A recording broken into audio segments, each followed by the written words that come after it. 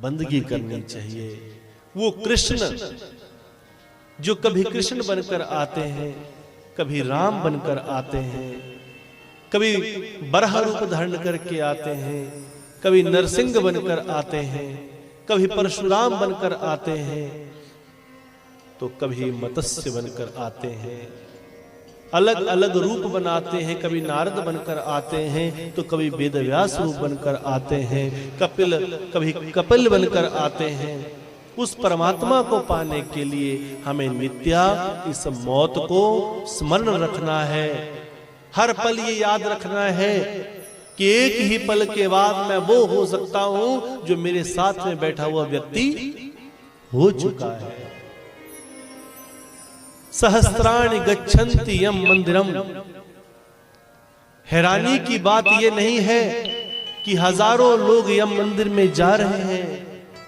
यम मंदिर किसे कहा जाता है? यम मंदिर शमशान को कहते हैं। हैरानी की बात यह नहीं है कि हजारों लोग यम मंदिर में जा रहे हैं।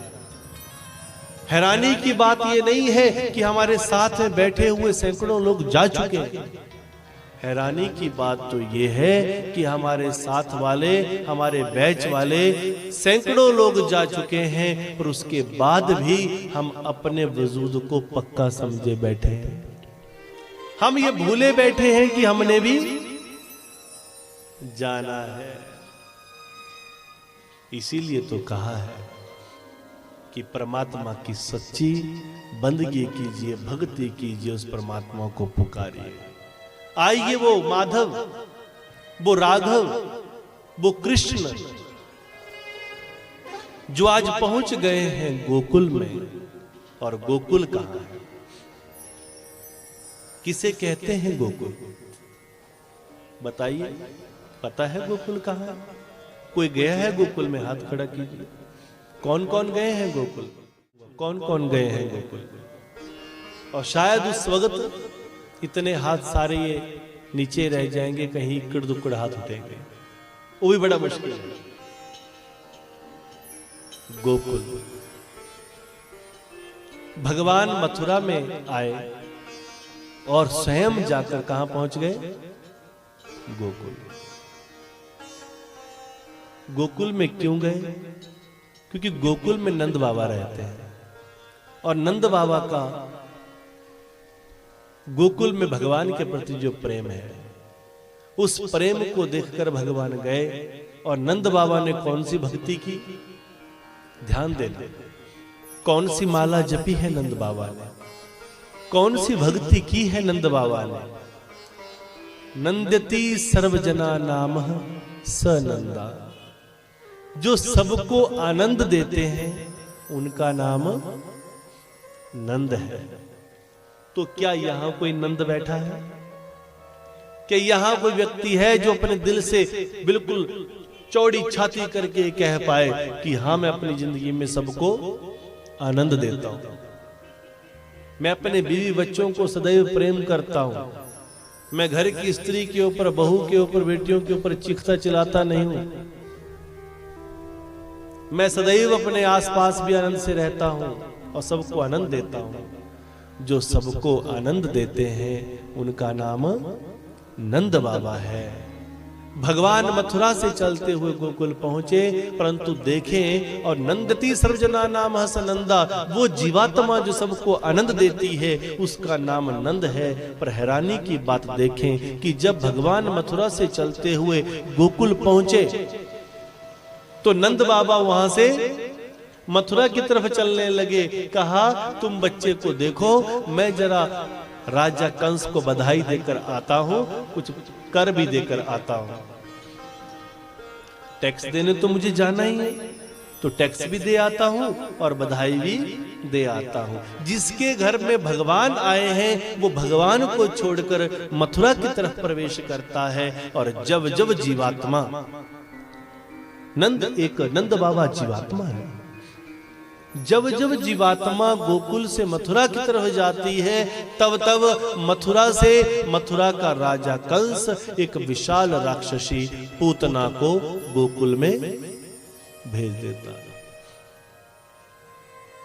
पूतना आई, कई प्रकार के बहाने लगाए, बड़ा सुंदर रूप बनाकर आई है, सुंदर स्त्री का रूप बनाकर आई है। यशोदा मैया से बोला, हे बहन, मेरे एक पुत्र हुआ था जो मृत्यु को प्राप्त हो गया।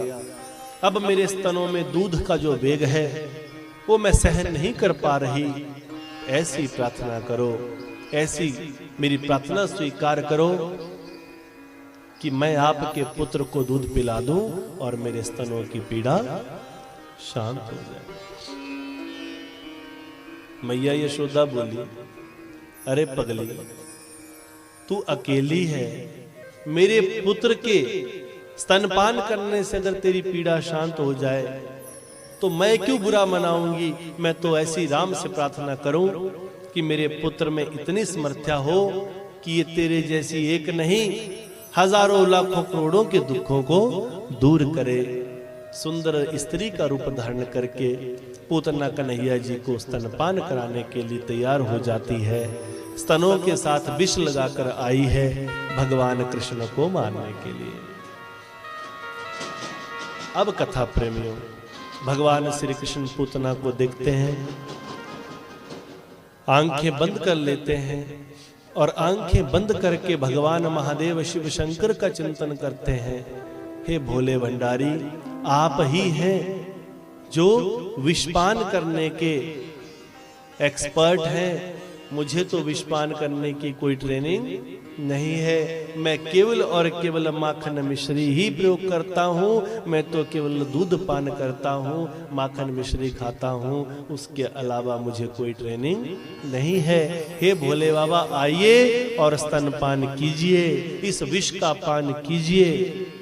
अब तो भगवान शिव अपने प्रभु के आग्रह पर दौड़ते हुए आए। पूतना सोची कन्हैया स्तनपान कर रहे हैं और भगवान शिव ही स्तनपान करने लगे। केवल मुख श्रीमुख भगवान कृष्ण का था, परंतु स्वयं भगवान महादेव उस विष का पान करने लगे। विषपान हो गया तो पूतना बड़ी प्रसन्न हुई और कहती है, रे कन्हैया, अब मुझे छोड़ दे, अब मुझे छोड़ दे। कन्हैया बोले, तू मेरे मामा के गांव से आई है, मामा के गांव से आने वाली मौसी के तुल्य होती है, इसलिए हे मौसी, मैं तुझे छोड़ने वाला नहीं हूं। एक तो मैं किसी को पकड़ता नहीं हूं, और जब मैं किसी को पकड़ लेता हूं तो फिर तब तक नहीं छोड़ता जब तक वो भव से पार ना हो जाए। स्तनपान के साथ साथ रस वाहिनियां, रक्त वाहिनियां खींची जाने लगी, पूरा शरीर कांपने लगी, तड़फने लगा, रोने लगी। आय हाय। और पूतना ने आज जैसे जैसे तड़फने लगी, वो अपने नकली रूप को धारण नहीं कर पाई, असली रूप में आने लगी और वो विशाल राक्षसी धरती के ऊपर गिर जाती है और कन्हैया उनकी छाती पर खेल रहे हैं। बोलिए कृष्ण भगवान की जय हो। कन्हैया जी ने जब पूतना को धरती पर पटक दिया, सारे ग्वाल बाल देखकर हैरान हो गए। इतनी बड़ी राक्षसी की छाती पर खेल रहे हैं कृष्ण। यशोदा मैया बड़ी डर गई, कन्हैया को नीचे उतारे, गौ माता के पास लेकर गई। हे मैया, अपने गोमूत्र की धार से मेरे कान्हा को पूरा शुद्ध कर दो। गौ माता ने गोमूत्र की धार विसर्जित की, कन्हैया को गोमूत्र का स्नान कराया, गौ माँ की पूंछ से झाड़ा किया। हे माँ, ये मेरा नहीं, ये तेरा पुत्र है, इसकी रक्षा करो। अपने पुत्र को बड़ी चिंता कर रही है यशोदा मैया। ग्वाल वालों ने जैसे तैसे पूतना को, उसकी उस विशाल देह को काट काट कर जलाने का विचार किया। इससे पहले कि ग्वाल वाल कुछ करते, कन्हैया जी ने अपनी दृष्टि मात्र से ही पूतना की देह को योग अग्नि से जला दिया और पूतना की जीवात्मा को आज भगवान कृष्ण ने वो स्थान दे दिया जो उन्होंने अपनी मैया यशोदा को हजारों सालों के बाद देना था। कौन सा स्थान? भगवान कृष्ण ने पूतना को अपने चरणों में स्थान दे दिया, अपने परम धाम में स्थान दे दिया, पूतना वो स्थान पा गई जो बड़े बड़े संत महात्माओं को भी प्राप्त नहीं हो पाता। क्यों? यहां पर राजा परीक्षित स्वामी सुखदेव जी से पूछते हैं कि हे गुरुदेव, जब पूतना इतनी पापनी थी, राक्षनी थी, तो उसको भी मुक्ति कैसे मिल गई? उसको भी मुक्ति कैसे मिल गई? तो स्वामी सुखदेव जी महाराज राजा परीक्षित को बड़ा सुंदर वर्णन सुनाते हैं। आर्द्रम